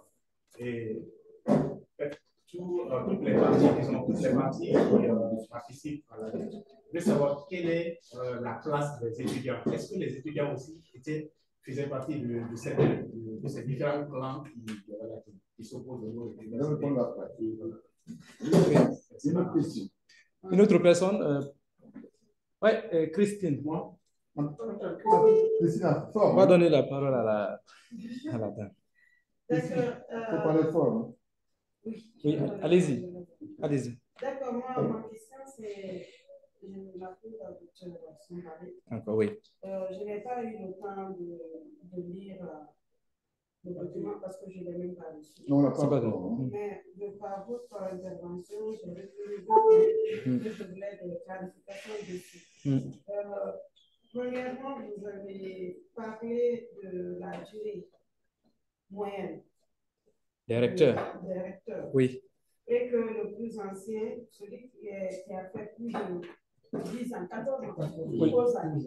D'accord. Est-ce que je n'ai pas vu, est-ce que dans votre article, vous avez sorti les facteurs qui ont motivé à ce qu'il y ait le COSA, comment dire, COSA puisse faire 14 ans et que les deux autres, 2 ans. Dans votre explication, j'ai compris qu'il y avait vraiment des conflits liés comment dirais-je, au pouvoir. Chacun veut, et avec les notables aussi, chacun voulait tirer la part de son père. Donc ça, j'ai compris, ça peut favoriser à ce que les autres recteurs ne fassent pas 2 ans de plus. Maintenant, quelle a été cette différence entre ceux qui ont fait 2 ans et celui qui est là? On est désolé, Josca, vous avez demandé qu'on répète la question, sauf que la dame elle est un peu éloignée du micro, mais elle ne vous pose pas directement la question, c'est à Dr. Sompari. Troisième question. Troisième question. Oui, monsieur. Attendez. Oui, allez-y. Voilà, excusez-moi, je me mets un peu à l'écart. Oui. C'est M. Touka. Oui. Oui, M. Tunkara. Par rapport au sujet de docteur, notre formateur. Oui. La politisation, c'est l'université militaire.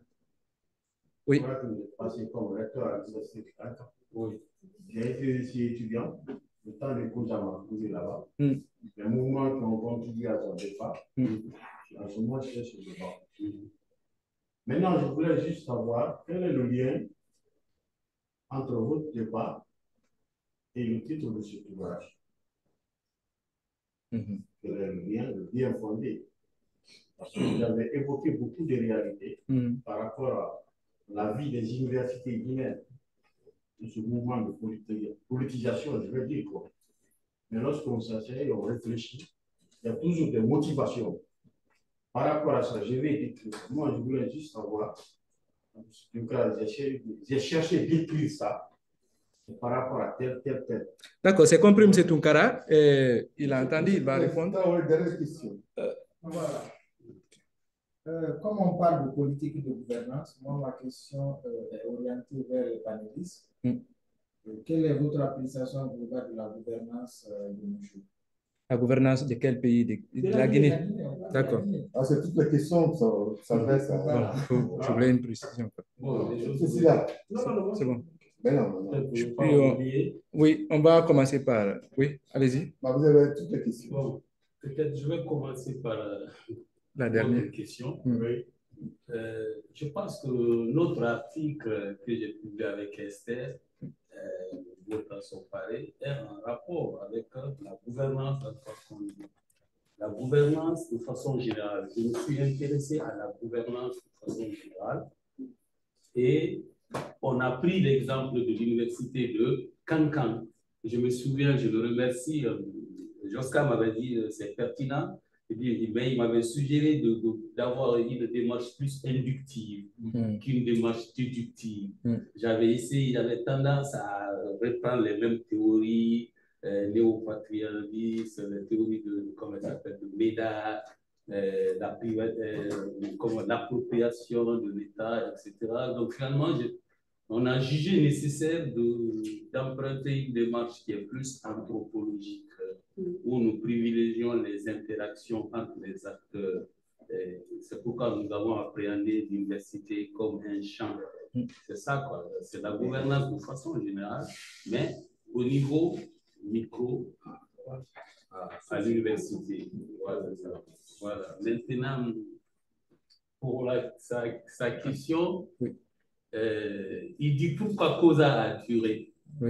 Bon, COSA, c'est à l'image aussi du régime de Lansana Conté. Lansana Conté avait un régime hybride, à la fois militaire et politique. Ça, il faut reconnaître. Donc, il avait plus de pouvoir de décision que Alpha Condé. Même si Alpha Condé avait été élu, il voulait renforcer son pouvoir. Conté était un militaire dans un contexte où toute opposition était confondue au désordre. Il était là comme il y avait la guerre en Sierra Leone, il y avait la guerre au Libéria. Donc lui, il s'opposait comme garant de l'ordre. Donc quand il met quelqu'un, tu fais croire que moi je maintiens. Il y a une économie de la peur dans les universités. Voilà, peut-être vous n'avez pas lu l'article, mais je parle d'abord dans les années 80, on nommait des recteurs de profil politique. Voilà. Et l'ancien président de l'Assemblée, son palais, il a été recteur parce qu'il avait la légitimité en tant qu'un brillant étudiant, mais aussi il était politique, c'était pour calmer et la situation. Il avait le profil, il a mis le syndicat en place. Et moi, voilà. Comme moi, il était mon tuteur, j'étais au collège. Donc, il avait des petits à l'université, tels que les Panos, les Atibouba, voilà, Abdoulaye Diallo, comment il s'appelle là, et donc il avait ses petits. Donc, on nommait des gens là pour calmer la situation. Donc, COSA, il parvenait à calmer la situation en se présentant comme le recteur d'une université qui se trouve dans le fief de l'opposition. Il avait des idées aussi, il avait contribué au développement de l'université. Il a transformé cette peur-là intelligemment. Voilà, il a créé certaines réalités là-bas, mais finalement, l'institution a été politisée, comme vous avez été un ancien étudiant. Finalement, il a quitté là-bas de manière très heureuse. Il y a eu une révolte. Il a fallu qu'on le protège en l'envoyant au camp pour le protéger. C'est un peu ça. La question, c'est la voilà. S'il vous plaît, on va ordonner le débat, qu'ils répondent parce qu'on n'a plus de temps. Les autres qui sont connectés ont d'autres préoccupations. On avait prévu pour 2 heures. Malheureusement, on est au-delà maintenant. Mais oui, vous allez terminer, s'il vous plaît. Par rapport aux étudiants, les étudiants font partie des champs politiques qui se créent à l'université. Les étudiants défendent leurs intérêts dans toutes les universités guinéennes. Comme on sait que l'une des fonctions des recteurs, c'est la paix, c'est ce qu'on demande d'abord. la paix. C'est pourquoi il y a une forte pression sur les enseignants ici. Vous avez 500 étudiants, 1000 étudiants et on vous demande de rendre les copies. Parce que la préoccupation, ils demandent leurs notes. La fin d'année, vers la fin de leur étude, il faut qu'ils aient leur diplôme. La Guinée, c'est le pays où les étudiants, en tout cas que moi j'ai connu, c'est le pays où les étudiants obtiennent plus à la fin de leurs études rapidement leur diplôme. Tout le monde fait. Et les universités se font la concurrence. Ah, Kingia, Dorioni, les livres. Ah, Kankan aussi. Bon, Conakry, bon. On est dans ça. Donc, ils jouent leur jeu. D'abord, parmi eux, il y a des gens qui profitent de cette atmosphère politique-là. Ils ne sont pas brillants pour passer, avoir des diplômes. Donc, on bâcle les évaluations, les notes. Finalement, les moins brillants, là, ils profitent. Mais il y a des acteurs politiques parmi eux. Hein, à l'image de Bantamaso à son époque, ils avaient fait des grèves, et pour déstabiliser, ils ont manipulé beaucoup d'étudiants à l'époque pour déstabiliser le recteur qui était là-bas, hein, en tant que jeune leader de RPG. Mais il y a des étudiants aussi qui cherchent, en général, les comités d'organisation des festivités, là. Ceux qui sont élus, c'est des futurs politiciens. Moi, j'étais à Kofi Annan, à l'époque, on dit le plus jeune député Habib Diallo, mais il a fait la campagne. Moi, j'étais doyen là-bas. Dès qu'il a été choisi, il a cherché à intégrer un parti, le parti de Kassouri. Après, il a été promu député. Il y avait la promotion sortant en 2014. J'ai été leur conférencier ici. C'était un peu délicat, certains avaient peur parce que Bantamaso devait. C'était vous? Oui, oui. Bantamaso est venu. Il dit, on te donne le nom de l'université, c'est toi, et le nom de la promotion. Il dit, donc, lui aussi donne ça à son président Alpha Condé. Il doit quoi Alpha Condé? Son premier poste en Guinée. Il a été renvoyé de l'université de Kanka à raison de son engagement politique. Et son premier poste, c'est le ministre. Il était là, Bantamaso. Oui. Donc, beaucoup d'études jeunes ont suivi ça. Et l'un des organisateurs, celui qui a invité Bantamaso, je ne sais pas, que Konaté. Oui, actuellement, il est quoi? Il est directeur adjoint de quelque part. Directeur exécutif adjoint de lutte contre la corruption. Voilà, donc c'est des acteurs politiques. Donc, ils s'engagent dans une carrière politique à travers les festivités qui sont organisées à l'université, quoi. Voilà. Mais tout cela a un impact sur la qualité des enseignements dans nos universités. On s'excuse s'il y avait des gens qui voulaient poser d'autres questions ou des commentaires. Nous sommes pris par le temps. Nous allons passer la parole à professeur Moustapha pour... Oui, on s'intéresse plus à la politique. Moi, ils m'ont posé beaucoup de questions. Ce sont des émissions politiques.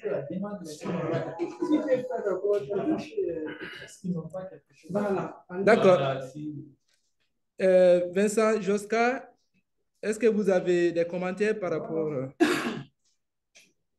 Pour ma part, pas particulièrement. Et par ailleurs, j'ai un comité de thèse dans lequel je dois être dans 3 minutes. Donc je ne vais pas tarder à vous laisser.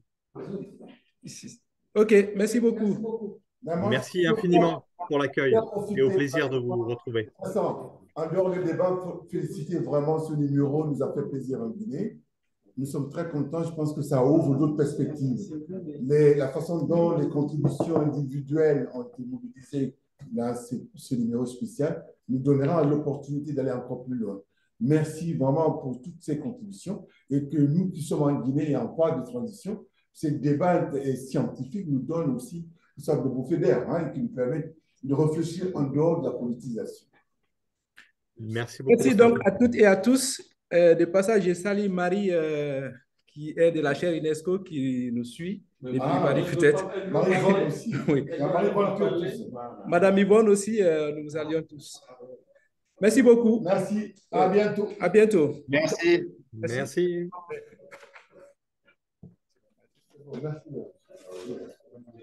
Merci beaucoup pour votre contribution. Non, en fait, on laisse les jeunes